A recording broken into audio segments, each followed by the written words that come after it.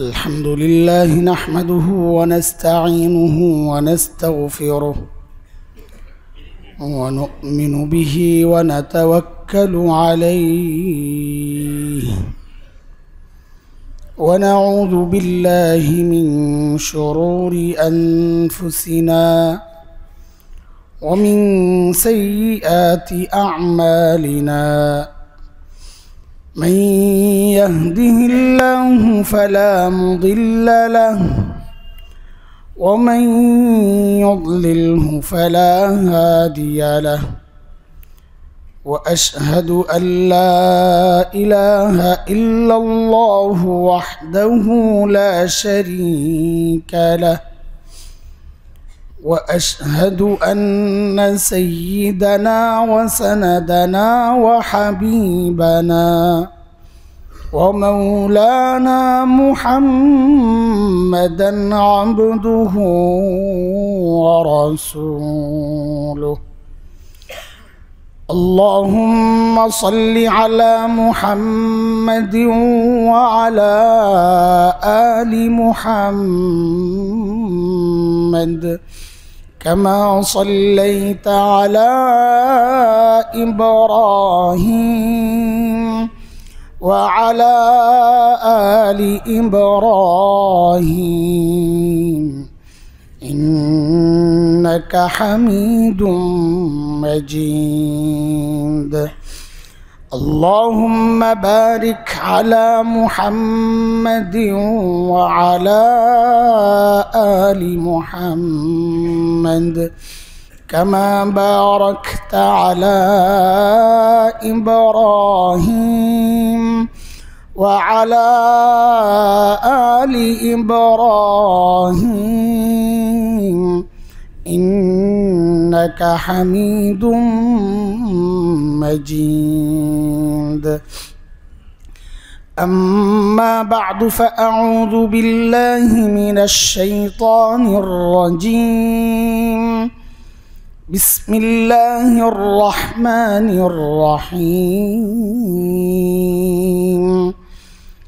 ونضع الموازين القسط ليوم القيامة فلا تظلم نفس شيئا وإن كان مثقال حبة من خردل أتينا بها وكفى بنا حاسبين وعن أبي هريرة رضي الله تعالى عنه أنه قال قال رسول الله صلى الله عليه وسلم كلمتان حبيبتان إلى الرحمن خفيفتان على اللسان ثقيلتان في الميزان سبحان الله وبحمده سبحان الله العظيم آمنت بالله وبرسوله صدق الله العلي العظيم وبلغنا رسوله الكريم ونحن على ذلك لمن الشاهدين والشاكرين والحمد لله رب العالمين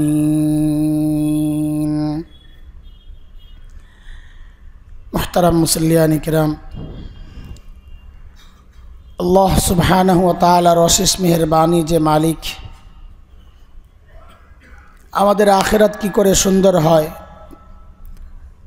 আমাদের অনন্তকালের জীবনটা কি করে সুখের হয় আল্লাহ যেমন বারবার আমাদেরকে আশার বাণী সতর্কতা এই দুইটার মিশেলে আমাদেরকে বারবার সজাগ করেছেন উৎসাহিত করেছেন ঠিক তেমনিভাবে নবী আলাইহিস সালাতু ওয়াস সালামও আমরা কি করে সহজে আমাদের আখিরাত বানাতে পারি দুনিয়ায়ও ভালো থাকতে পারি আজীবন এই মানুষটা এই ফিকিরই করেছেন শুধু হায় উম্মত, উম্মত কি করে দুনিয়ায় শান্তিতে থাকতে পারে, আখেরাতে মুক্তি পেতে পারে, এই ফিকির ছিল যে মানুষটার।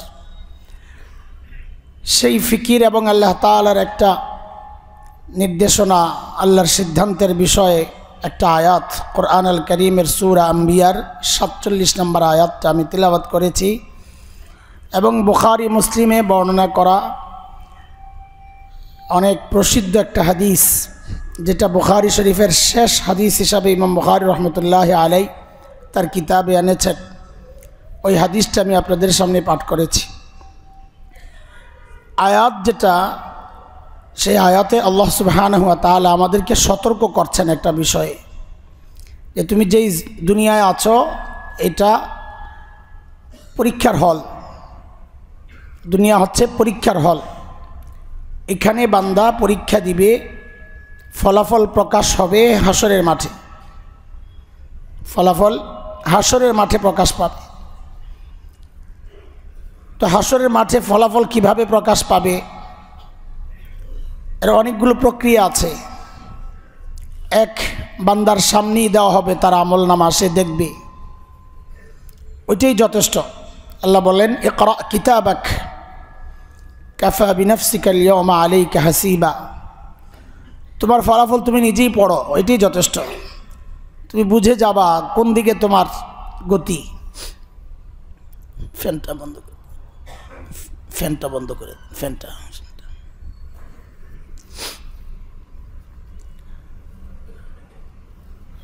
আরেক হচ্ছে বান্দারা আমল ওজন করা হবে। আমল, তার কথা, তার কাজ, সে দুনিয়ায় যাই করে যাই বলে, এগুলোর ওজন করা হবে, ওজন। এখন এটা একটা জটিল বিষয় অনেকের কাছে মনে হতে পারে যে আমল এটা তো দেখা যায় না, এটা কেমনে মাপবে। তো এটা এই জমানায় বোঝা কোনো কঠিন বিষয় না। একসময় এটা অনেক বিতর্ক করত, বিশেষ করে মুতাজিলা একটা ভ্রান্ত গ্রুপ আছে, তারা তো অস্বীকারই করে যে না, আমলের কোনো ওজন হবে না। আল্লাহ এমনি জানাইয়া দিবেন, ওজন কেন হবে? কারণ যে জিনিস শরীরই না, আমরা বলি জিসিম, শরীরই না যেই বস্তু, তাকে ওজন কিভাবে করবে? ওজনের জন্য উঠাইতে হবে, দেখা যাওয়া লাগবে। আমলের তো কোনো শরীর নাই। তো এটা এই যুগে বোঝা এটা খুব সহজ। আল্লাহর সৃষ্টি এমন এমন যন্ত্র আবিষ্কার করেছে, যে যন্ত্র এমন অনেক কিছুই মাপে যেগুলোর শরীর নাই। তাপমাত্রা শরীর নাই, বাতাস শরীর নাই, আওয়াজ শরীর নাই, এগুলো মাপা হচ্ছে, এখন মাপার যন্ত্র আসছে। তো মাখলুকের পক্ষে যদি এমন মেশিন তৈরি করা, আবিষ্কার করা সম্ভব হয় যে অশরীরী জিনিসকে মাপা যায়, তো খালেকের পক্ষে এমন কোনো ব্যবস্থা, এমন কোনো ব্যবস্থাপনা, এটা তো অসম্ভব কিছু না। তো আমাদের আমল ওজন হবে। বাকি এটা কথা আছে, আমলের ওজনই হবে নাকি আমল নামা ওজন হবে, যেখানে লেখা হয়েছে, এটা আলাদা বিষয়। ওজন হবে, দুইটা পাল্লাই থাকবে। দুই পাল্লার মধ্যে আমল উঠানো হবে, একটার মধ্যে নেকি আর একটার মধ্যে বদি গুনাহ। সেই হিসাবে মানুষের 4টা শ্রেণী হয়ে যাবে তখন। এই 4 শ্রেণী কেন হইল এটা একটু বুঝেন। পাল্লার মধ্যে, দাড়ি পাল্লা আর কি, পাল্লা থাকে কয়টা, মানে প্লেট কয়টা থাকে? 2টা। মাপার জন্যে 2টার মধ্যেই কিছু দিতে হয়, 2 পাশেই দিতে হয়। এক পাশে দিয়া কখনো মাপা যায় না। আপনি এক পাশে মাল দিবেন, আরেক পাশে লোহা দিবেন, পাথর দিবেন, তাইলে মাপা যাবে।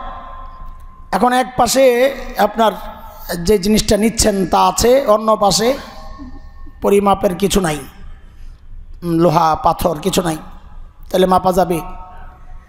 তার মানে মাপার জন্য শর্ত হইল 2 পাশের পাল্লাতেই কিছু রাখা লাগবে। এই কথাটাকে আমি বুঝাইতে পারছি? তাহলে মাপার জন্য শর্ত 2 পাশের পাল্লাতে কিছু থাকতে হবে। এখন হাসরের মাঠে দেখা যাবে এক শ্রেণী এমন পাওয়া গেছে যাদের নেকের পাল্লায় তো নেকি তো আছে, কিন্তু গুনার পাল্লা খালি, গুনাহ নাই। তাহলে বলেন এই ব্যক্তির আমল মাপা যাবে? বলেন, বুঝতে পারছেন বিষয়টা? এই ব্যক্তির আমল মাপা যাবে না, কারণ মাপার জন্য দুই পাল্লায় বস্তু থাকতে হবে। আছে এক পাল্লায় শুধু নেকি, আর এক পাল্লায় গুনাহ নাই, মাপা যাবে না। এই টাইপের যারা, এই ক্যাটাগরিতে যারা পরে যাবেন যে গুনার পাল্লা খালি, তাদের ব্যাপারেই ফয়সালা বিনা হিসাবে জান্নাত। কারণ হিসাব করার জন্য যে পাল্লায় ওজন করবে সেই সিস্টেমটাই এখানে উলটপালট হয়ে গেছে। দুই পাল্লার একটা খালি, তো ওজন কেমনে করবে? তারা কারা? তারা কারা যাদের পাল্লা খালি, গুনার পাল্লা? তো এমনি তো স্বাভাবিকভাবে আমরা বারবার বলি, এটা আপনাদের এটা আকীদা বানানো দরকার। সেটা হচ্ছে তারা হচ্ছেন 1 নম্বর হযরতে আম্বিয়া আলাইহিমুসসালাতু ওয়াসসালাম। সমস্ত নবী রাসূল, সমস্ত নবী রাসূলের গুনার পাল্লা খালি। কোনো নবী জিন্দেগিতে কোনো গুনাহ করেন নাই। এটা আকীদা, আমাদের মৌলিক আকীদা। কোনো নবী জিন্দেগিতে কোনো গুনাহ, এটাকে আমরা একভাবে বলি, আপনাদেরকে একবার শব্দ একটা মুখস্থ করাইছিলাম, সমস্ত নবী মাসুম। বলেন তো, মাসুম মানে নিষ্পাপ, মাসুম। সমস্ত নবী মাসুম, এখানে আলাদা করার কোনো সুযোগ নাই। হযরত আদম আলাইহিস সালামকে টেনে কথা বলা যাবে না, হযরত ইব্রাহিম আলাইহিস সালামকে টেনে কথা বলা যাবে না যে মিথ্যা বলছেন, আমি অসুস্থ, ইন্নী সাকিম। না, অসুস্থই। মানসিক অসুস্থতার চেয়ে কঠিন অসুস্থতার রোগ আর কি হইতে পারে? নিজের কওম শিরিক করতেছে, তো কষ্ট লাগে না? অসুস্থ। স্ত্রীকে বোন বলছেন, এর বহু নজির আছে। স্বামীকে ভাই বলে। হযরত ইকরামা রাদিয়াল্লাহু তাআলা আনহু যখন পালায়া যাচ্ছিলেন মক্কা বিজয়ের দিন, তো ওনার স্ত্রী উম্মে হাকিম বিনতে হারিস ইবনে হিশাম, উম্মে হাকিম বিনতে হারিস ইবনে হিশাম নবী আলাইহিস সালামের কাছ থেকে নিরাপত্তা চেয়ে নিছেন স্বামীর জন্য। ইকরামার ব্যাপারে ওয়ারেন্ট জারি হয়ে গেছে, ধরতে পারলেই হত্যা। 15 জন আসামির একজন, মক্কা বিজয়ের দিন যাদের জন্য ওয়ারেন্ট জারি হয়েছে। তো হযরত ইকরামার বিবি পেছনে পেছনে ছুটেছেন স্বামীকে রক্ষার জন্য, ইয়ামানের দিকে পালাইতেছিলেন হযরত ইকরামা। নদী পার হচ্ছিলেন, ওই নদীর পার থেকে ডাকা শুরু করছেন, ইয়াবনা আম। এই কথা আসছে ইতিহাসের বর্ণনায়, ইয়াবনা আম, ও চাচাতো ভাই। স্বামীকে কি বলে ডাকতেছেন? চাচাতো ভাই। স্বামী কি চাচাতো ভাই? মানে আগে ছিলেন, চেয়ারম্যান ছিলেন 40 বছর আগে, এখনো গ্রামে তাকে কি বলে? এইগুলার আমরা আরবিতে এটাকে বলি মাজাজে মাআল। অতীতের কোনো জিনিসকে বর্তমানেও ওই পরিচয় পরিচিত করা। আরেকটা আমরা আরবিতে বলি মাজাজে মায়াউল, ভবিষ্যতেরটারে টেনে এনে আগে বলা। আম্মু কি করে? ভাত রান্না করে। রান্না কি ভাত করে না চাল করে? বুঝেন না এই কথা? রান্না কি ভাতকে করে না চালকে করে? চাল রান্নার পর কি হয়? অথচ আমরা কি বলি? এটাকে বলি আমরা মাজাজে মায়া, মানে ভবিষ্যতে যেটা হবে ওটাকে আগে ঠাস করে পড়ছে। কি বলি? ঠাস করে কেউ পড়ে না পড়ার পরে ঠাস করে? তো ঠাস করে পড়ে বলে যে ওই যে অগ্রিমটারে টেনে এনে বলা, এটা গ্রামারের বিষয়। তো অগ্রিমকে টেনে এনে যেমন বর্তমানে বলা হয়, এরকম অতীতকেও টেনে এনে বর্তমানে বলা হয়। আমার আপন চাচাতো বোন, আমার আপন বোন বিয়ে দিছি আমার বড় চাচার ছেলের সাথে, তো তিনি আমার কি হন? ভাই হন, আব্দুল মান্নান ভাই। সারা জিন্দেগি আমরা আব্দুল মান্নান ভাই বলছি, তো বিয়ের পরে আর তো দুলাভাই বলা হয় নাই কখনো, ভাই মান্নান ভাই, মান্নান ভাই বলি, সবাই চিনে মান্নান ভাই। তো আমরা মান্নান ভাই বলি, ঠিকই তো আছে, অসুবিধা কি? কিন্তু সমস্যা হলো মাঝে মাঝে আমার বোনও বলে মান্নান ভাই। তা হযরত ইব্রাহিম আলাইহিস সালাম ওইভাবেই বলছেন স্ত্রীকে বোন। এটার রেওয়াজ আছে, এই সমাজেও আছে, এটা মিথ্যা না। হযরত আদম আলাইহিস সালাম ভুলে ফল খাইছেন, এটা গুনাহ না, ইচ্ছাকৃত করেন নাই তিনি। হ্যাঁ, আল্লাহ নিজে বলেছেন ফানাসিয়া আদম ওয়ালাম নাজিদ লাহু আজমা, আদম ভুলে গেছিল, আমি ইচ্ছাকৃত করেছে এমনটা আদমকে পাই নাই। ভুলে করা আরেকটা হচ্ছে ইচ্ছাকৃত ভুল করা, দুইটা বেশ কম আছে। ভুল করা, আরেকটা হচ্ছে ইচ্ছাকৃত ভুল করা। ইচ্ছাকৃত ভুল করা এটা অন্যায়, এটা গুনাহ। ভুল করা এটা গুনাহ না, এটা অন্যায় না। রোজা অবস্থায় ভুলে পানি খেয়ে ফেলছে, খানা খেয়ে ফেলছে, রোজাও ভাঙবে না, গুনাহও হবে না। কেন? ভুলে খেয়েছে।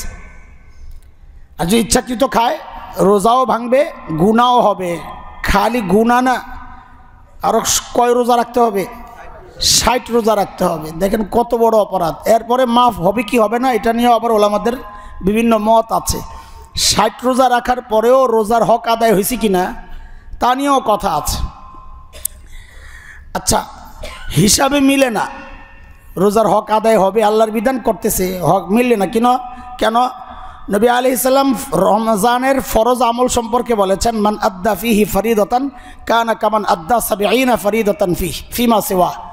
যে রমজানে একটা ফরজ আদায় করবে সে যেন অন্য সময়ে 70টা ফরজ আদায় করলো। তাহলে 60 রোজা কাফারা হিসাবে আদায় করলেও তো আরও 10টা থেকে যায় সওয়াবের দিক থেকেই। আল্লাহ যদি ছেড়ে দেন তাহলে এটা আল্লাহর ব্যাপার, আমাদের হিসাবে মিলে না।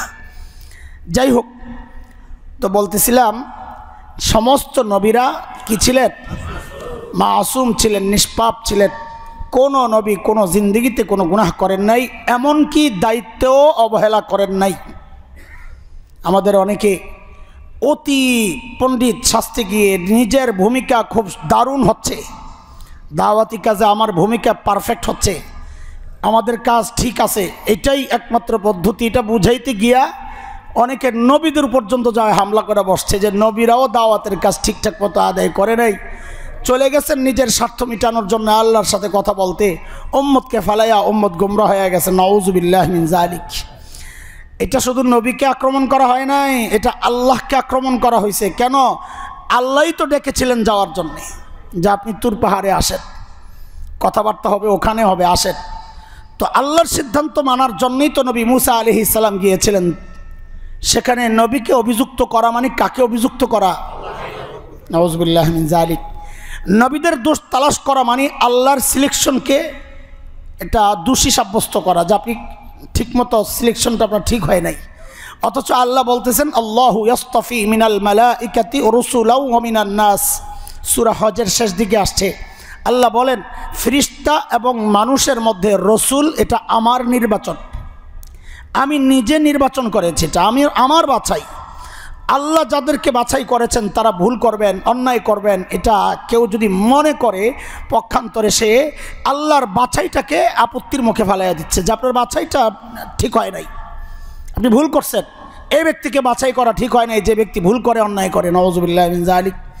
এই জন্য আহলুস সুন্নাহ ওয়াল জামাতের আকীদা হচ্ছে সমস্ত নবীরা কি নিষ্পাপ, কোনো নবী কোনো গুনাহ। তো যেহেতু পাল্লায় গুনাহ নাই তাইলে হিসাবও কারণ সিস্টেমের মধ্যে পড়ে না, হিসাবের জন্যে মাপার জন্যে 2 পাল্লায় থাকতে হবে। এই হলো এক শ্রেণী যারা বিনা হিসাবে জান্নাতে চলে যাবে। আরও এক শ্রেণী সম্পর্কে নবী আলাইহিস সালাম বলেছেন, তারা কারা? নবী বলেন 70,000, এই উম্মতের 70,000কে আল্লাহ তাআলা বিনা হিসাবে জান্নাত দিয়ে দিবেন। সুবহানাল্লাহ বলছেন খুশি হইয়া? আরে চুপচাপ থাকা দরকার ছিল, ইন্নালিল্লাহ পড়া দরকার ছিল। কেন ইন্নালিল্লাহ পড়া দরকার ছিল? আমি বলতেছি আর কি, যে 70,000 যদি যায় তা আমাদের তো কোনো চান্স নাই, কারণ সাহাবী তো কত রয়ে গেছেন যাদেরকে আল্লাহ মাফ করার ঘোষণা করছেন। তো সেখানে আমি আসবো কোত্থেকে? তো সে তো আতকে ওঠার মতো কথা। হায় হায়, তো আমাদের কি হবে? কিন্তু আতকে ওঠার সুযোগ নাই। এই জন্যে কারণ নবীর পরবর্তীতেই বলতেছেন, এই 70,000 প্রত্যেকে আরও 70,000 করে নিয়ে যাবে। এইবার খুশি হওয়ার মতো একটা অবস্থা তৈরি হয়েছে। তাহলে চান্স একটা আছে। আলহামদুলিল্লাহ, আল্লাহ তুমি কবুল করো। ভাই, সর্বপ্রথম তো আল্লাহ তাআলা চান্স দিয়ে দিয়েছেন আখেরি পয়গম্বরের উম্মত বানিয়েই। এটাই সবচেয়ে বড় চান্স। আমার আমল আমারে বাঁচাইতে পারবে না, মনে রেখেন। আল্লাহ আমাকে বাঁচাবেন বলেই যেন শেষ নবীর উম্মত বানাইছেন। এটা শুরুর থেকেই চিন্তা করা যে আমাকে আল্লাহ বাছাই করেছেন, মানি হচ্ছে আরে ভাই চূড়ান্ত দলে চান্স না পাইলেও যদি ডাক পড়ে তাও তো খুশি হয়। বুঝেন না এই কথা?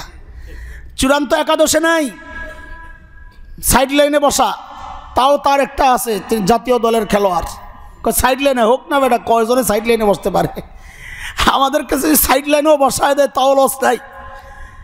আখেরি পয়গম্বরের উম্মত বানাইছেন আল্লাহ তাআলা, আলহামদুলিল্লাহ, এটাই যথেষ্ট, এটাই আমাদের অ্যাডভান্টেজ। আলহামদুলিল্লাহ, অনেক দূর আগায় গেছি, এই কারণে অনেক দূর আগায় গেছি, আল্লাহ শুকুর, আলহামদুলিল্লাহ। কেন আগায় গেছি? কারণ হচ্ছে সিজনটা একদম অফ সিজন, শেষ জমানা, ইবাদতের অফ সিজন, শেষ জমানা। কারণ শেষ জমানায় সমস্ত ফিতনাগুলো আল্লাহ ছেড়ে দিবেন। এত ফিতনা মোকাবেলা করে যারা দ্বীনের উপর টিকে থাকবে, এটা বড় কঠিন জিনিস। ফিতনার জমানা, শেষ জমানা, অফ সিজন। দুনিয়ার সিস্টেম হচ্ছে অফ সিজনের জিনিস হয় ভেজাল। টমেটো 5 মাস আগে যেটা খাইছেন এটা ভেজাল, কিন্তু রেট কত? 160। এগুলো বললেন না তো আমার খুব কষ্ট লাগে। এক জায়গায় যাই একটু খুশি লাগছে যখন শুনছি ওই লোক বলে 300 টাকায় খাইছেন, একটু শান্তি পাইলাম, কারণ 280 টাকার ধরা আমি খাইছি। মানে 160 আর 200 বললে আমার কলিজা একটু মোচড় দিয়ে ওঠে। কাজটা হইল কি, 300 বলবেন তো আমার একটু শান্তি লাগবে। আচ্ছা, ওই 300 বা 200 টাকার টমেটোটা ফ্রেশ ছিল না ভেজাল? আর এই যে ফুল সিজন, আমরা তো হাত ঘুরতে করতে আমাদের এখানে দাম বেড়ে যায়।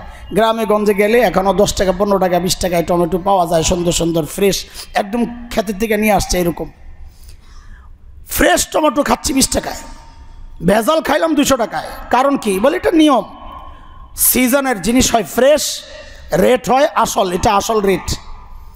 অফ সিজনের জিনিস হয় ভেজাল, রেট হয়। আমরা তো আসছি ইবাদতের অফ সিজনে, আমাদের আমলে কিছু টুকটাক ভেজাল হইলে হইতেও পারে, অফ সিজনের জিনিস না, কোনো রকম দিয়ে ফরমালিন দিয়ে বাঁচায় রাখছি। কিন্তু আমাদের একটা দাবি আছে আল্লাহর কাছে, সেটা কি? যে অফ সিজনের জিনিস ভেজাল হইলেও রেটটা বাড়ায় দেওয়া লাগবে। কারণ পাঠাইছেন তো অফ সিজনে, জিনিস তো ভেজাল হবেই, নাহলে টিকাবো কেমনে? ভেজাল ছাড়া তো পচে যাবে। হ্যাঁ, এটা মনে করে আবার খালি ভেজালের আমল করতে দেখেন না, এটা মনের শান্তি, একটা আবেদন আল্লাহর কাছে, একটা দাবির একটা রাস্তা পাইলাম আর কি, যে আল্লাহ পাঠাইছেন তো আপনি, আমারে আপনি পারতেন না? নবী যুগে পাঠাইয়া সাহাবি বানাইতে পারতেন, আপনি করেন না, এটা আপনার ইচ্ছা, আমাদের কোনো আপত্তি নাই, অভিযোগ নাই, অনুযোগ নাই। আপনি যে আখেরি পয়গম্বরের উম্মত বানাইছেন তাতেই আমরা খুশি, আলহামদুলিল্লাহ। কিন্তু আল্লাহ পাঠাইছেন তো ইবাদতের সিজনে না। বলে ইবাদতের সিজন কোনটা? বড় যারা নবীকে দেখে দেখে ইবাদত করছেন, ওটা হলো ইবাদতের সিজন। নবীর সাথে থেকে থেকে ইবাদত করছেন, আর এই নবীজির সাথে থাকাটাই তো তাদের জন্য এমন একটা মর্যাদার জায়গা, সারা দুনিয়ার মানুষ ইবাদত করে ওই মর্যাদায় পৌঁছতে পারবে না। হ্যাঁ, এই জন্যই তো হযরত আব্দুল্লাহ ইবনে মুবারক রহমতুল্লাহ আলাইকে যখন জিজ্ঞেস করা হয় যে হযরতে মুআবিয়া শ্রেষ্ঠ না হযরত ওমর ইবনে আব্দুল আজিজ শ্রেষ্ঠ, এই দুইজনকে মিলানোর কারণ হইল সবাই এটা বিশ্বাস করে সাহাবীদের পরে সবচেয়ে আল্লাহওয়ালা মর্যাদাবান মানুষ হচ্ছেন, দ্বীনের দিক থেকে মর্যাদাবান হযরত ওমর ইবনে আব্দুল আজিজ রহমতুল্লাহ আলাইহি, যাকে ওমরে সানি বলা হয়। ওমর ইবনুল খাত্তাব রাদিয়াল্লাহু তাআলা আনহুর এই 2 জেনারেশন পর ওনারই বংশধর। একদিক থেকে সাহাবী ছাড়া অন্যদের ক্যাটাগরির সর্বশ্রেষ্ঠ মানুষ, আরেক দিকে হযরতে মুআবিয়া, যাকে নিয়ে কেউ কেউ আপত্তি তোলেন। আমরা বলি না তিনি বিতর্কিত মানুষ, নাউযুবিল্লাহি মিন যালিক, কেউ কেউ আপত্তি তোলেন তার কিছু সিদ্ধান্তের কারণে। তো হযরতে মুআবিয়া রাদিয়াল্লাহু তাআলা আনহুকে নিয়ে যেহেতু কেউ আপত্তি করেন, এই জন্য ওনাকে রাখছে মুকাবিল, হ্যাঁ, তুলনার জন্যে। একদিকে ওমর ইবনে আব্দুল আজিজ, আরেকদিকে হযরতে মুআবিয়া, কে শ্রেষ্ঠ? হযরত আব্দুল্লাহ ইবনে মুবারক বলেন, কি বলো, কার সাথে কি তুলনা? হযরতে মুআবিয়া রাদিয়াল্লাহু তাআলা আনহু নবী আলাইহিস সালামের সাথে যেই যুদ্ধগুলোতে অংশগ্রহণ করেছেন, সেই যুদ্ধের সময় যে ধুলাবালি উড়েছে না, ওনার ঘোড়ার নাকে গেছে, কানে গেছে, ওনার নাকে গেছে, কানে গেছে, ওই ধুলাগুলাও ওমর ইবনে আব্দুল আজিজের চেয়ে শ্রেষ্ঠ। কারণ ওই ধুলাও ওই বাতাসের ছোঁয়া পাইছে যেই বাতাস নবীর গায়ে লাগছে। সুবহানাল্লাহ বিহামদি। ইমামে আবু হানিফাকে সবাই শ্রেষ্ঠ কেন মনে করেন? যে কিছু সাহাবী দেখছেন, তিনি হযরত আনাসের সাথে সাক্ষাৎ হয়েছে, কোনো বর্ণনা নাই, ছোট ছিলেন বলে এত দাম বেড়ে গেল যে, হযরত ইমামে আবু হানিফার নজরও হযরত আনাসের দিকে পড়ছে, হযরত আনাসও ইমাম আবু হানিফার দিকে তাকাইছেন। ওই যে একজন সাহাবীর দৃষ্টি, এটাই তার মর্যাদা বাড়াইয়া দিস। লেভেলটা তো ওই রকম ওনাদের সাহাবীর। তো ইবাদতের সিজনে আসছেন, তাদেরকে কি রেট দিবেন এটা আপনার বিষয়। 10 টাকারটা 20 টাকা দিবেন না 20 টাকারটা 100 টাকা দিবেন এটা আপনার বিষয়। তা আমাদেরকে পাঠাইছেন অফ সিজনে, কিন্তু আমরা না নবী পাইছি না সাহাবি পাইছি, না ইমাম মুজতাহিদিন পাইছি না বড় মুহাদ্দিসদেরকে পাইছি। আমরা পাইছি এই দুনিয়ার ফেতনাবাজ, এই দুনিয়ার নাস্তিক মুরতাদ, এক পাশে ইন্ডিয়ার কালো সংস্কৃতি অপসংস্কৃতি, আরেক পাশে ইসরায়েল আমেরিকার ভারতের গোয়েন্দা সংস্থার চক্রান্ত। হ্যাঁ, সব চক্রান্ত আমাদেরকে ঘিরে রাখছে, চারদিক থেকে শুধু হামলা আর হামলা, হামলা আর হামলা। এমন কঠিন অবস্থায় আল্লাহ মসজিদে আপনিই আনছেন। আমরা বলি না এটা কোনো বাহাদুরি না, যে এই কঠিন অবস্থা মোকাবেলা করে আমরা আগাইতেছি, আল্লাহ আপনিই রাখছেন। আমাদের মতো কত লাখো কোটি মানুষ বিভ্রান্ত হয়ে আছে, আপনি তো আমাদেরকে রাখছেন। রাখছেন যেহেতু আপনার একটা উদ্দেশ্য তো আছে। এই জমানায়ও মসজিদে আনছেন যেহেতু একটা উদ্দেশ্য তো আছে। ঢুকায়া যেহেতু দিছেন বিয়ে বাড়িতে, এখন রান একটা চাইলে আমি চাইতেই পারি, বলেন না?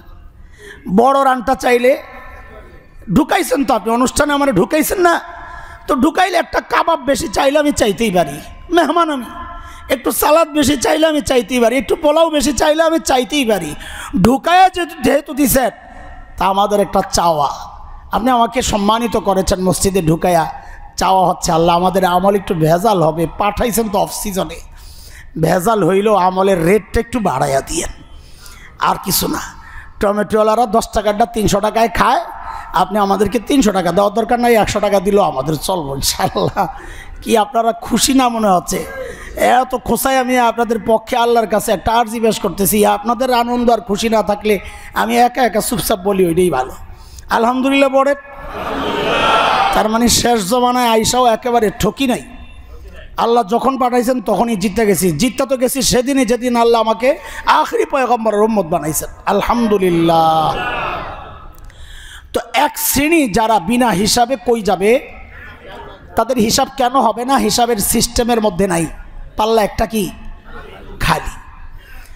ঠিক উল্টা আরেকটা শ্রেণীও আছে, যাদের গুনার পাল্লা তো আছে, নেকির পাল্লা খালি। গুনার পাল্লায় গুনাহ আছে কিন্তু নেকির পাল্লা খালি। তারা কারা? 1 নাম্বার হচ্ছে ওই শ্রেণীটা যারা প্রকাশ্য একদম স্পষ্ট কাফির। এই জমানায় কাফির কারা? যারা মুসলমান না তারা সবাই কাফির, আহলি কিতাব কাফির। এই জমানার আহলি কিতাব বুঝেন? হ্যাঁ, না বুঝা কি আর মেয়ে বিয়ে দেন আর ছেলে বিয়ে করান? আপনারা সব জানেন। আমার বৌমা কি আহলি কিতাব, জামেলা যা করার করছে ডাক্তার কামাল সাহেব ইয়াহুদির কাছে দিছে ভাইয়া। আরে আমাদের মাথা, আরে ইয়াহুদি যেই মার্কা আহলি কিতাব, খ্রিস্টানও ওই মার্কাই আহলি কিতাব, দুইটাই আহলি কিতাব। কিন্তু এই জমানার আহলি কিতাবকে আহলি কিতাব বলা যাবে না, কারণ তারা কিতাব মানে না। তাদের কিতাবে কোথাও শিরিকের কথা নাই, অথচ তারা শিরিক করে। হযরত ঈসা আলাইহিস সালামকে আল্লাহর সন্তান মনে করে, 3 খোদার 1 খোদা মনে করে, সালিসু সালাসা, নাউযুবিল্লাহি মিন যালিক। হযরত উযাইরকে ইহুদিরা আল্লাহর সন্তান মনে করে, ফেরেশতাদেরকে আল্লাহর মেয়ে মনে করে, নাউযুবিল্লাহি মিন যালিক।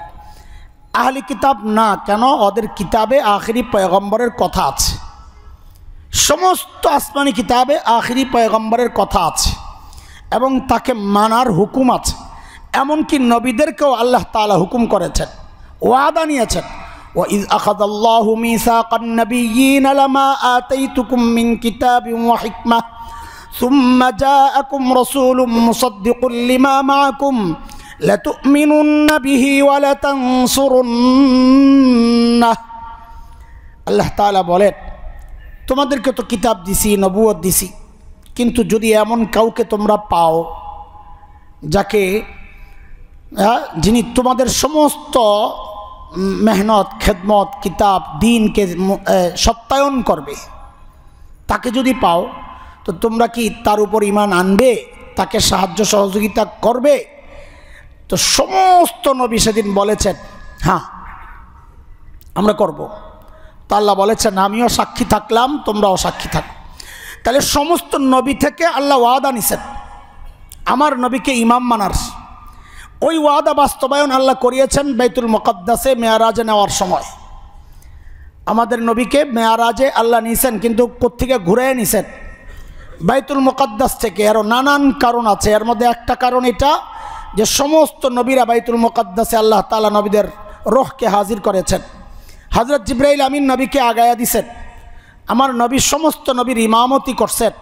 আল্লাহ আমার নবীকে সমস্ত নবীদের ইমাম বানায়া, ইমামুল আম্বিয়া বানায়া তারপরে আল্লাহ তাআলা উপরে উঠাইছেন। মানে দুনিয়ার সর্বোচ্চ মর্যাদা দিয়া তারপরে আসমানের উপরের সর্বোচ্চ মর্যাদা আল্লাহ দিছেন। ইনি হচ্ছেন মুহাম্মদুর রাসূলুল্লাহ। উম্মত, তোমার কত সৌভাগ্য! তুমি কি করে অন্যদের চুলের স্টাইলে চুল রাখো, তুমি কি করে অন্যদের চেহারার মতো নিজের চেহারাকে দাড়ি ছাড়া চেহারা বানাও। উম্মত, তুমি কি করে তোমার হাবিবের লিবাস বাদ দিয়া অন্যদের লিবাস তোমার কাছে ভালো লাগে, পছন্দ তোমার, ওইটা তারা কিভাবে তোমাদের মডেল হয়, আইডল হয়, আমাদের বুঝে আসে না। কি নবী পায়া কি নবী ছাড়তেছ। আল্লাহ আমাদেরকে সহি বুঝ দান করেন। তো সমস্ত কাফির বর্তমান দুনিয়ায় মুসলমান ছাড়া যা আছে সব কি কাফির। এটা বলতে কোনো দ্বিধা করেন না, ভাইবেন না হুজুর এত কঠোর কেন। না, কঠোর না, এটা চরম বাস্তবতা। বাস্তবতা স্বীকার না করাই হচ্ছে জুলুম। বাস্তবতা স্বীকার না করাই জুলুম। হ্যাঁ, আমরা তো জুলুম মনে করি কাউরে আঘাত করলে, মারলে, কারোটা খাইয়ে ফেললে। না, জুলুমের আরবি অর্থ হচ্ছে ওয়াজশাই আলা গাইরি মহাল্লি, যার যেটা প্রাপ্য সেটা না দেওয়াই জুলুম। যেখানে যা রাখা দরকার না রাখাই জুলুম। আল্লাহ তাআলার ইবাদতের মালিক একমাত্র আল্লাহ তাআলা। এই জায়গায় ইবাদতকে আরেকজনের জন্য বরাদ্দ দেওয়া, এটা অন্য জায়গায় দিয়ে দিছি ইবাদতকে, এটাও জুলুম। এই জন্যে হযরতে লোকমানের বক্তব্য সূরা লোকমানে আসছে কি, ইন্না শিরকা লা যুলমুন আযীম, শিরক হচ্ছে সবচেয়ে বড় জুলুম। তো সমস্ত কাফিররা বিনা হিসাবে কই কেন? মাপার ব্যবস্থা নাই, পাল্লা একটা খালি। মাশাআল্লাহ, সহজ কথা। কি পাল্লা একটা? এই কাফেরদের সাথে আরেকটা শ্রেণী আছে, তারাও কাফির, কিন্তু হয়তো নিজেদেরকে তারা কাফির মনে করে না। তারা কারা? আল্লাহ বলতেছেন, ওয়া মাইয়ারতাদিদ মিনকুম আন দীনিহি ফায়ামুত ওয়া হুয়া কাফির ফাউলাইকা হাবিতাত আ'মালুহুম ফিদ দুনিয়া ওয়াল আখিরাহ ওয়া উলাইকা আসহাবুন নার হুম ফিহা খালিদুন।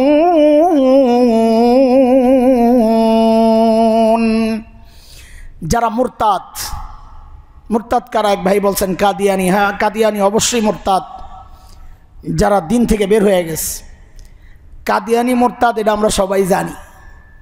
কিন্তু তারাও যে মুরতাদ এরা জানি না, যারা বলবে শরিয়া আইনের সাথে আমাদের কোনো সম্পর্ক নাই, এটা আমরা জানি না। অবাক হয়ে আমরা যখন এই সমস্ত বক্তব্য শুনি যে আমার দলের সাথে শরিয়া আইনের কোনো সম্পর্ক নাই। নাউজুবিল্লাহ। তোমার দলে কারা? কারা তোমার দলের লোক? সবার দায়িত্ব তুমি কেন নিচ্ছ? তোমার দল যারা করে এমন বহু আল্লাহওয়ালাও আমি চিনি। তোমার এই বক্তব্যের সাথে সে একমত না। আল্লাহ জায়গায় বসায় দিয়েছেন বলে যা ইচ্ছা তা বলে ফেলবা। কেউ যদি বলে আমরা শরিয়া আইন চাই না, একটা হচ্ছে পারছি না, সেটা ভিন্ন কথা।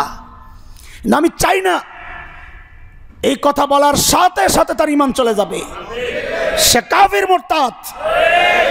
শরিয়া আইন মুসলমান চাইবে না তো কে চাইবে? আল্লাহর আইন আল্লাহর জমিনে আমি কায়েম করব না, আমি চাই না, এটা এই কথা বলার সাথে সাথে সে কি হয়ে যাবে? আমরা দিনকে বানাইছি শুধু মসজিদের ইবাদত।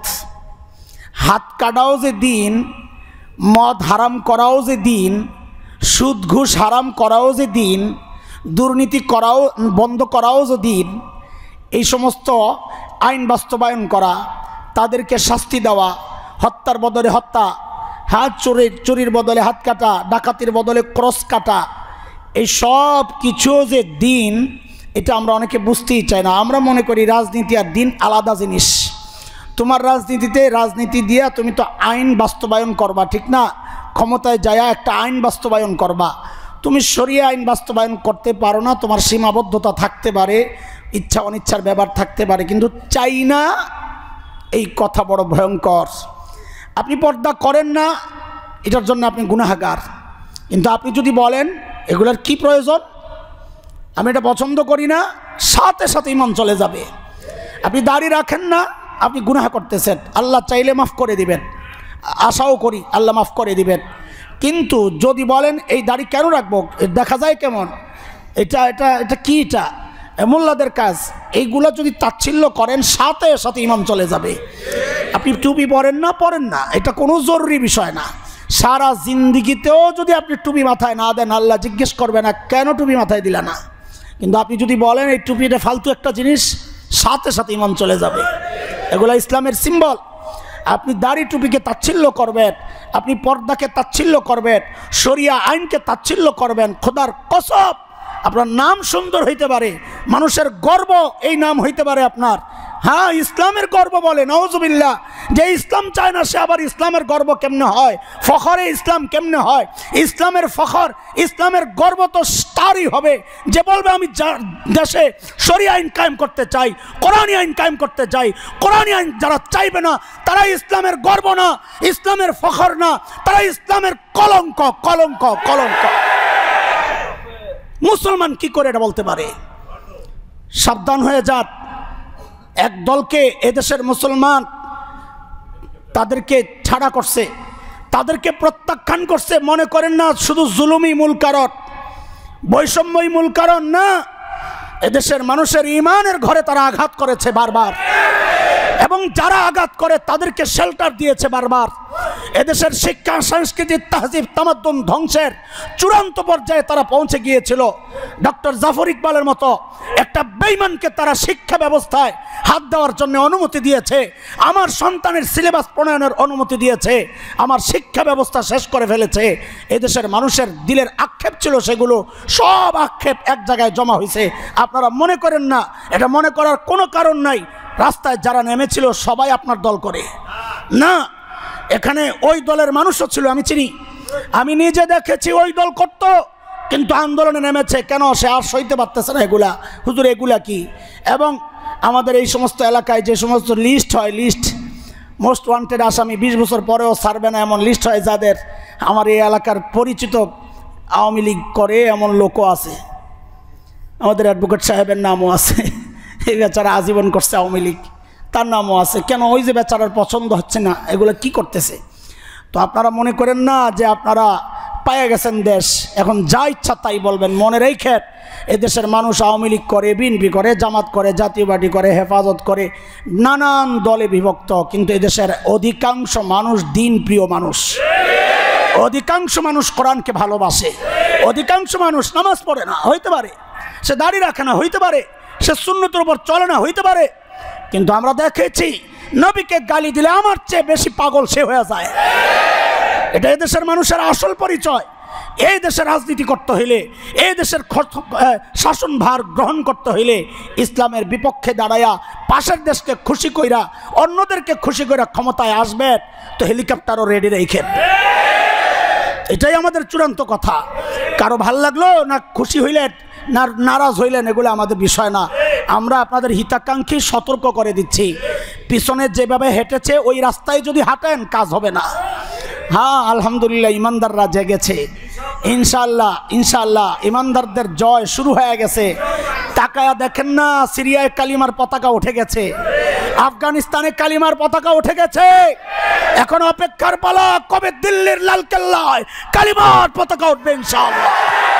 সেই অপেক্ষায় আছি আমরা। ঘোড়ার ডিমের হুমকি দাও আমার দেশ দখল করবা, আমরা স্বপ্ন দেখি দিল্লি দখল করার, ইনশাআল্লাহ হবেও সেটা। সারা দুনিয়া ইসলাম ছড়ায়া যাবে ইনশাআল্লাহ। এটা আমার নবী বলেছেন সাল্লাল্লাহু আলাইহি ওয়াসাল্লাম। তুমি যেমন 2 4 হয় বিশ্বাস করো, তার চেয়ে বেশি বিশ্বাস করি সারা দুনিয়ায় যে কালিমার পতাকা উঠবে ইনশাআল্লাহ। সেদিনের অপেক্ষায় আল্লাহ তুমি আমাদেরকে সেদিন দেখাইও, অথবা আমাদের রক্তের উপর দিয়ে সেই দিন আইনো, কোনো সমস্যা নাই। আমি শরিক হইতে চাই, আল্লাহ যেভাবে আমারে শরিক করেন। মোহতারাম হাজরিন, বলতেছি মুরতাদ তো আমরা খালি কাদিয়ানি চিনি, ওই যে ভাই কথা বলতেছিলেন, মুরতাদ তো খালি কাদিয়ানি চিনি, আমার নেতাও যে মুরতাদ হয়ে যায় আমাদের খবর নাই। আল্লাহ তাআলা এই সমস্ত নেতা থেকেও এই জাতিকে হেফাজত করেন। আপনাদের পূর্বপুরুষ যারা দেশ চালাইছেন তারা এই সমস্ত কথা বলেন নাই, তাদেরকে আমরা ইসলামপন্থী হিসাবেই জানি। সারা জীবন তারা ইসলামপন্থীদেরকে সাথে নিয়েই চলেছে। বিগত সরকারের জুলুম নির্যাতনের কারণে কোনো ইসলামপন্থী দল দূরে সরছেন, মন থেকে সরেন নাই, তাদের শরীরটা সরে গেছে। জুলুমের শিকার হইয়া সইতে না পাইরা, টিকতে না পাইরা সাথে সাথে জি হুজুর বলেছে। কি করবে? আপনি কতটুকু জুলুমের শিকার হয়েছেন? এমন মানুষও জানি আমরা যাদের 3 জেনারেশন শেষ হয়ে গেছে। দাদাকেও নিয়ে মেরে ফেলছে, বাবাকেও নিয়ে মেরে ফেলছে, সন্তানকেও শেষ করে ফেলছে। শেষ করা যায়। একটা কথা বললে অনেকের কষ্ট লাগবে, ফাঁসি দেওয়া যায়, কিন্তু একজন মীর কাসেম আলী তৈরি করা এত সহজ না। ফাঁসি তো দেওয়া যায়, এদেশের লক্ষ লক্ষ মানুষের কর্মসংস্থার ব্যবস্থা যিনি করেছিলেন, ফাঁসি দেওয়া যায় দোস্ত, একজন মানুষ তৈরি করা যায় না। একজন আল্লামা সাঈদীকে ধুকে ধুকে মারা তো যায়, 1000 বছরে একজন আল্লামা সাঈদী বের করা যায়।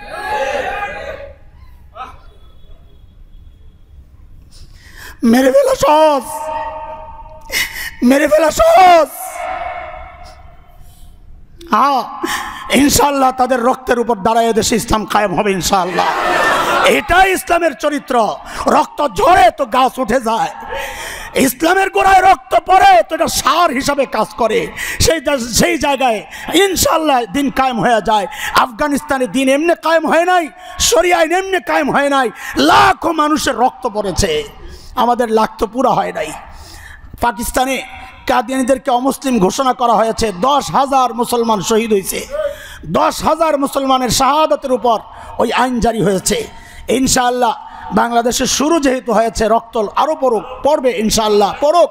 মুসলমান রক্ত দিতে ভয় পায় না, মুসলমান রক্ত দেওয়াকে গর্বের কাজ মনে করে, মুসলমান শাহাদাতকে নিজেদের জীবনের চূড়ান্ত তামান্না হিসাবে গ্রহণ করেছে। এটাই আমাদের জীবনের চূড়ান্ত তামান্না। আল্লাহ তুমি কবুল করো, এ দেশকে ইসলামের জন্য কবুল করো, আমিন। বলতেছিলাম ওই যে পেছনের কথা, মুরতাদ শুধু কাদিয়ানীদেরকেই জানি দোস্ত, আমার আপনার চারপাশে মুরতাদ ঘুরে আমরা জানি না। কারণ আপনি তো দেখেন সে হজও করে, আপনি দেখতেছেন সে মসজিদও আসে, আবার সে ধর্মনিরপেক্ষতায় বিশ্বাস করে।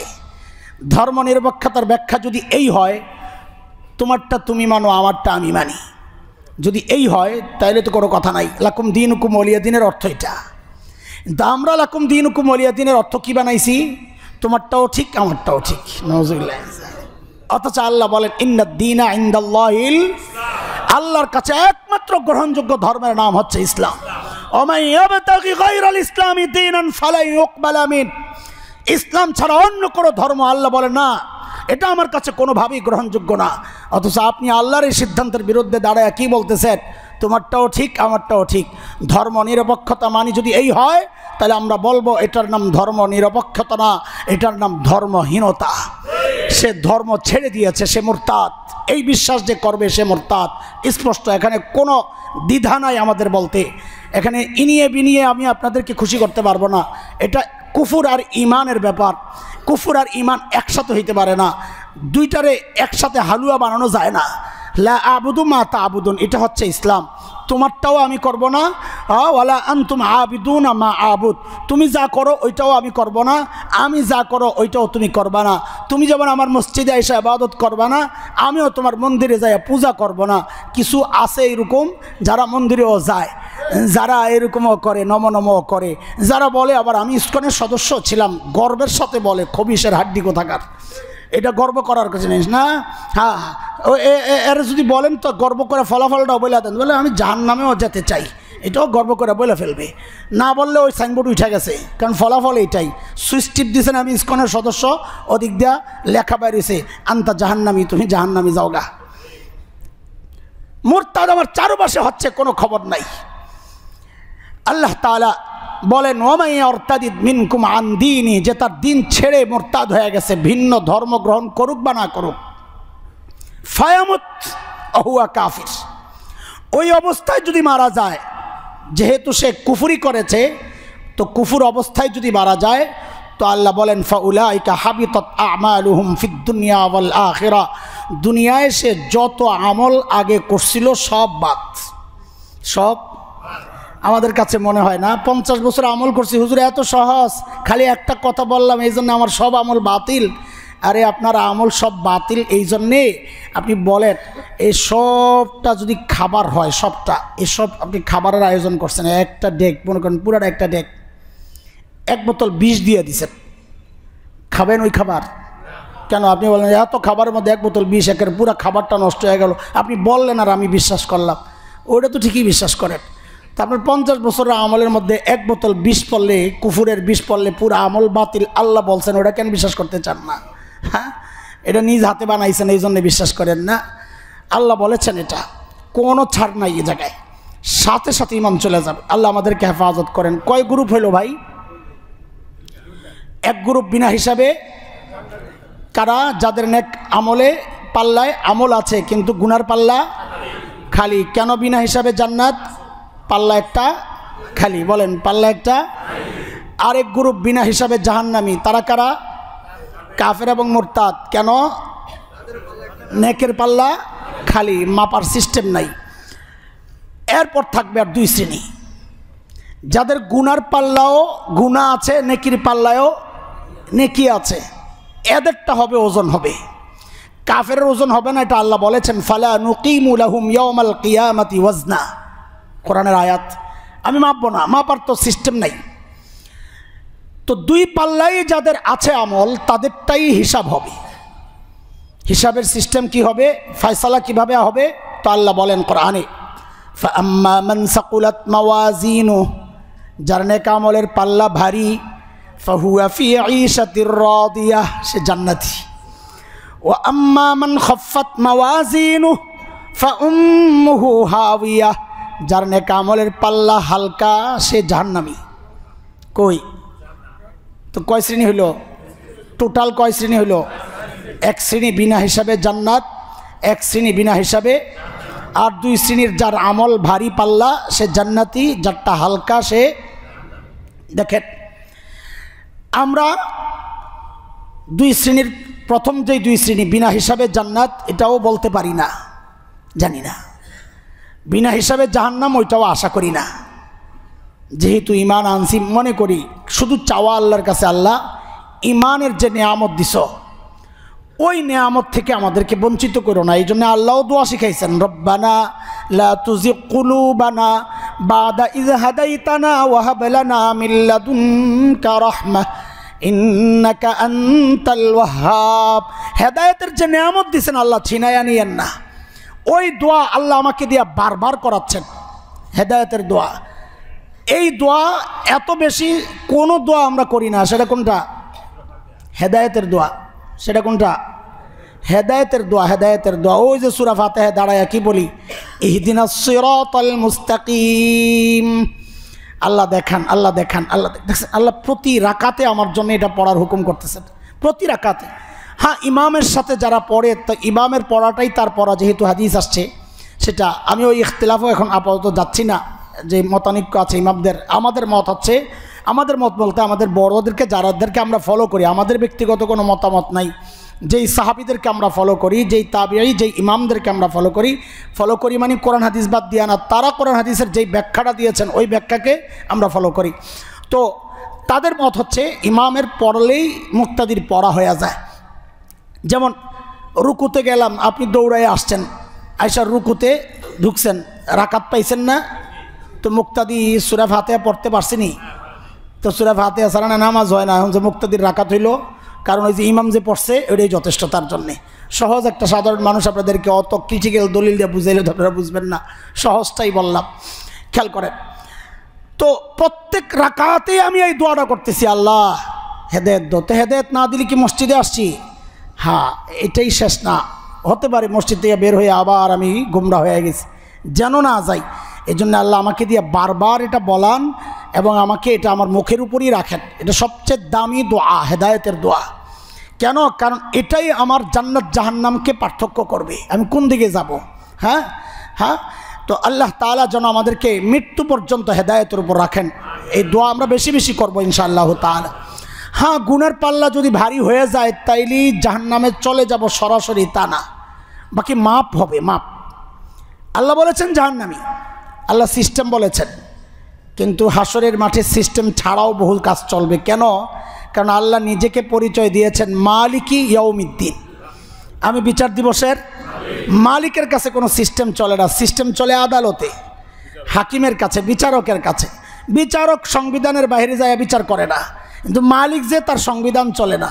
আমি টুপির মালিক, আমি চাইলে ফালাইও দিতে পারি, কাউরে দিয়েও দিতে পারি, কার কাছে কম দামে বিক্রিও করে দিতে পারি, আমার ইচ্ছা এটা। আমি নাও পড়তে পারি, পকেটেও রাখতে পারি, পড়তেও পারি, হ্যাঁ এটা আমার ইচ্ছা। কেন? আমি এর মালিক। যে মালিক তার সিস্টেম চলে না। হাসরের মাঠের সম্পর্কে আল্লাহ বলেছেন আমি মালিক।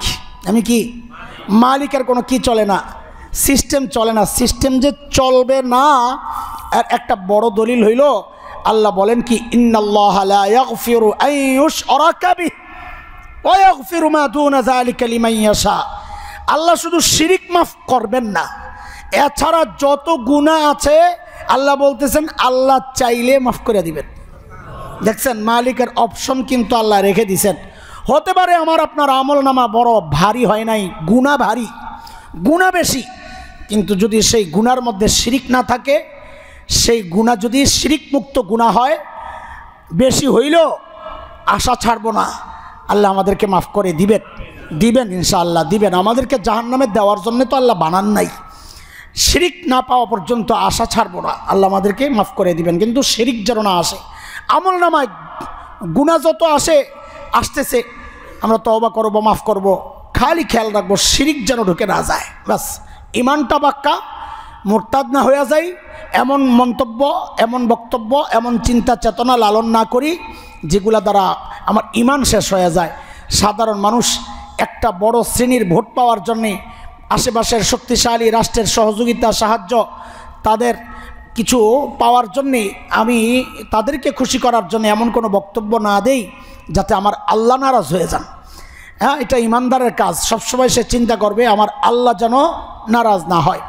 যাই হোক, আমরা আর আগে বাড়তে পারছি না। এই হাদিসের উপরই, এই আয়াতের উপরই আমরা বাকি অংশের কথা আগামী সপ্তাহে আল্লাহ যদি বাঁচায় রাখেন ইনশাআল্লাহ বলবো ইনশাআল্লাহ। আল্লাহ সে পর্যন্ত আমাদেরকে ভালো রাখেন, কষ্ট নিয়েন না। আমাদের আবেগের কথাগুলো আপনাদের সাথে না বললে কই বলবো, আমাদের আর জায়গা কই বলেন? আমি কি সংসদে যায় বলতে পারবো? আমি কি সচিবালয়ে যায় বলতে পারবো? পারবো না। আপনারাই তো আমার সচিবালয়, আপনারাই আমার সংসদ সদস্য, আমারে দিছেন স্পিকারের চেয়ার, তো বৈশা বৈশা কথা বলি। তো এই জন্যে কষ্ট নিয়েন না, এতটুকু ভাইবেন যা বলেছি নিজের কোনো স্বার্থের জন্য বলি নাই। নিজের স্বার্থের জন্য বললে চুপ থাকতাম। আশেপাশের কত কিছু আসে না, অফার টফার, এই স্বার্থ ত্যাগ করলে ওই অফার ধরা যায়। কিন্তু বলেছি না, কোনো দিন কোনো অফারের ধার কাছে না।